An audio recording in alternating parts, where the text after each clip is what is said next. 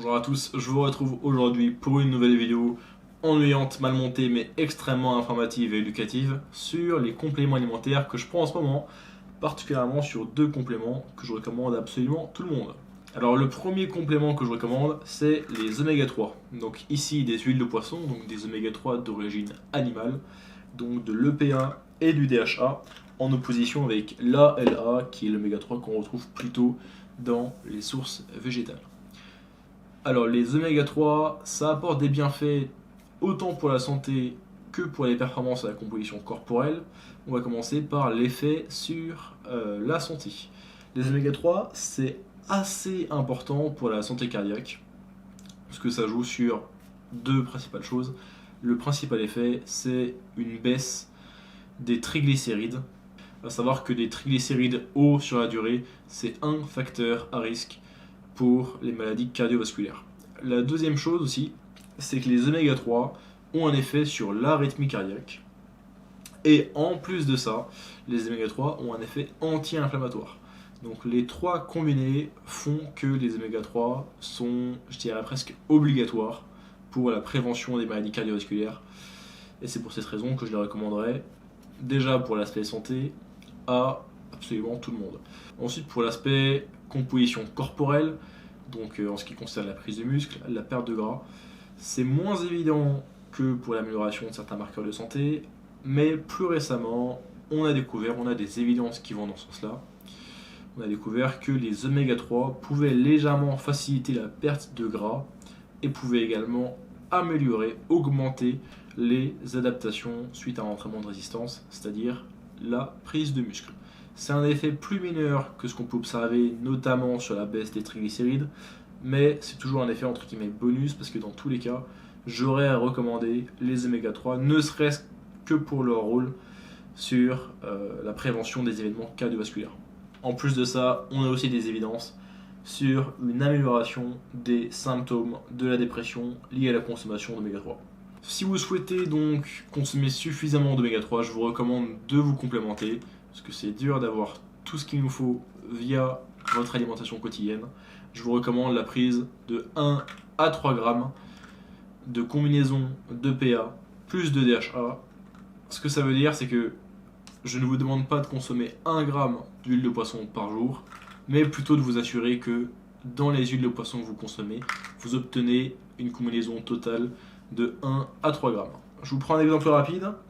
Là, dans ce produit-ci, dans un serving de 3 gélules, on a 3 grammes d'huile de poisson au total, mais on a 540 grammes de PA et 360 grammes de DHA, ce qui nous fait un total de 900 mg combiné de PA et de DHA, ce qui n'est pas encore suffisant. Donc un serving correct, un dosage correct pour ce type de produit serait donc de 4 à 5 gélules.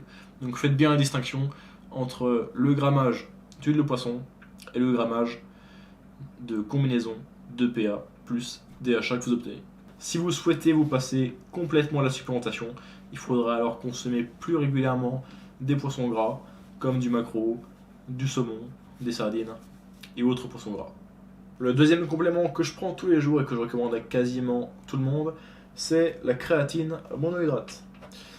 Alors la créatine, c'est le complément alimentaire le plus recherché. Alors je précise la créatine monohydrate parce que c'est la meilleure forme de créatine en fait, c'est à la fois la moins chère et celle qui apporte les meilleurs résultats, d'ailleurs même celle qui est la moins dangereuse. Donc la seule forme de créatine que vous devez retenir, c'est celle-là, la créatine monohydrate. Alors la créatine, à quoi ça sert? La créatine, c'est la principale source d'énergie pour des efforts assez courts, assez explosifs, qui sont ensuite suivis d'assez longs temps de repos. Donc c'est ce qu'il faut pour des sports de force, des sports intermittents. Donc l'effet principal, c'est sur ça. C'est sur une amélioration des performances de force, des performances d'explosivité, ce type d'effort. Cependant, ça ne s'arrête pas là, parce que la créatine, ça a aussi montré ses preuves sur des événements d'endurance. On a un effet plus léger sur une amélioration de l'endurance, des capacités aérobies.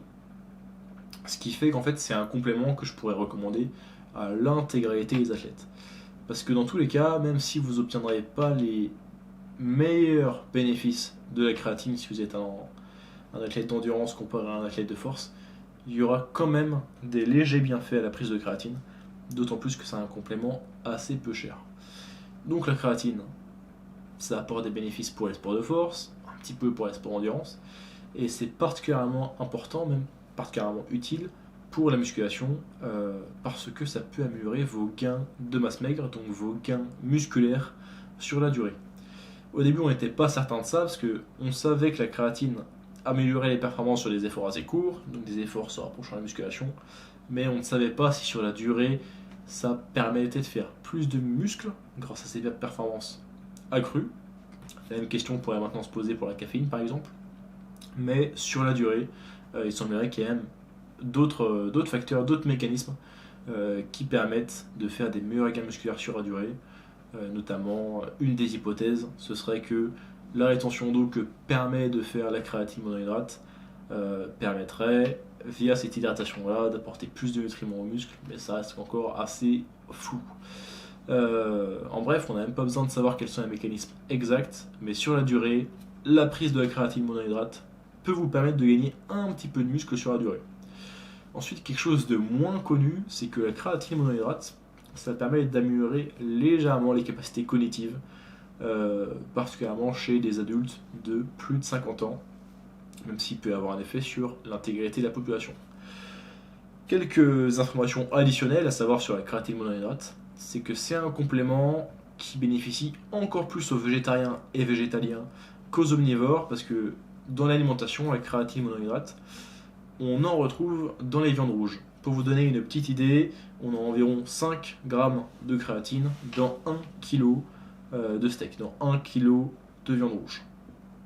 A savoir également que la prise quotidienne recommandée de créatine monohydrate se situe aux alentours des 5 grammes. Donc si vous souhaitiez obtenir l'intégralité de vos besoins en créatine via l'alimentation, il faudrait manger énormément de viande rouge, ce qui n'est pas très convenient, ce qui peut poser souci pour des raisons éthiques, pour des raisons économiques également, et c'est pas des vidéos sur ce sujet, mais peut-être même liées à des soucis de santé sur le long terme liés à la consommation excessive de viande rouge. C'est pourquoi se supplémenter en créatine monohydrate, c'est la meilleure option, d'autant plus que c'est assez peu cher et relativement sans risque.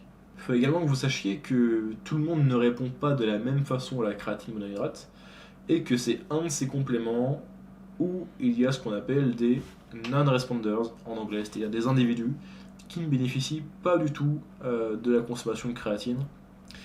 Et c'est assez dur d'ailleurs de savoir à l'avance si vous allez répondre correctement ou non à la créatine. Et je recommande quand même à la totalité des individus sportifs qui prennent au minimum leur activité au sérieux de se supplémenter quand même en créatine.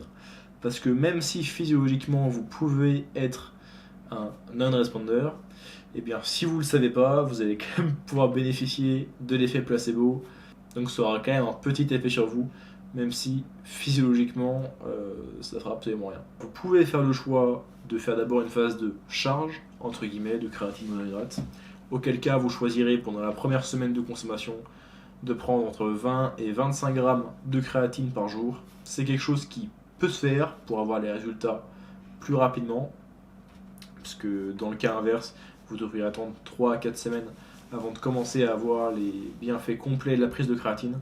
Cependant, c'est pas quelque chose que je recommande, d'abord parce qu'il faut y penser de consommer autant de créatine par jour, et également parce que ça peut causer des soucis gastriques. Donc c'est pour ça que je vous recommande de consommer simplement 5 grammes de créatine par jour, tous les jours d'ailleurs, que ce soit un jour d'entraînement ou un jour de repos.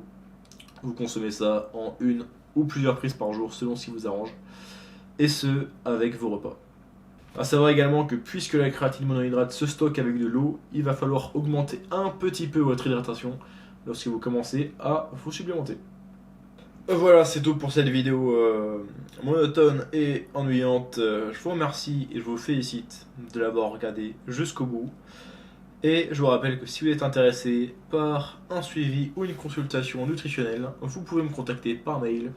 Tous les liens seront en description et je vous dis à bientôt pour de nouvelles vidéos tout aussi instructive et tout aussi chiante. Très chiante.